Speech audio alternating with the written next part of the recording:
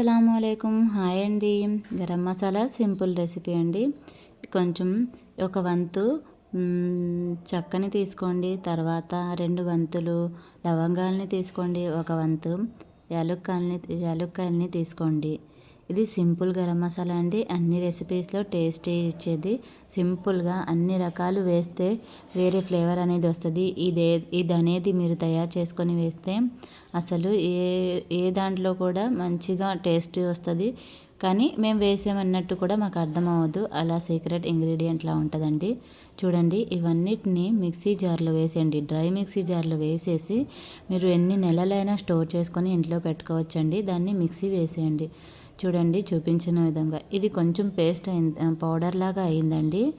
ఇంకా పౌడర్ అవ్వాలి. లేదు మీరు ఇలాగైనా వేసుకుంటాము అన్నప్పుడు వేసుకోండి. కాకపోతే గింజలు ఉంటే వండినప్పుడు కూడా మధ్యలో మధ్యలో గింజలు అనేవి అంటుకుంటూ వస్తూ ఉంటాయండి.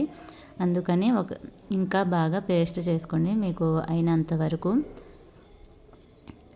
ఇదైతే కర్రీస్లో నేను ఏ కర్రీ అయినా, చికెన్ కర్రీ అయినా, నాన్ వెజ్ ఏదైనా, పచ్చడిలో అయినా ఇదే గరం మసాలా వేస్తాను. అన్నిటికీ సెట్ అవుతుంది. మీరు కూడా అలాగే ట్రై చేయండి. ఒక వంతు యాలుక్కాయలు అయితే, ఒక వంతు చెక్క అయితే 2 వంతులు లవంగాలను యాడ్ చేయండి. అంతేనండి. ఇదైతే సీక్రెట్ ఇంగ్రీడియంట్. మా ఇంట్లో అయితే ఇలాగే చేస్తామండి. మీరు కూడా ట్రై చేయండి. చూడండి, ఫస్ట్ది చేసింది కొంచెం మిగిలి ఉంది.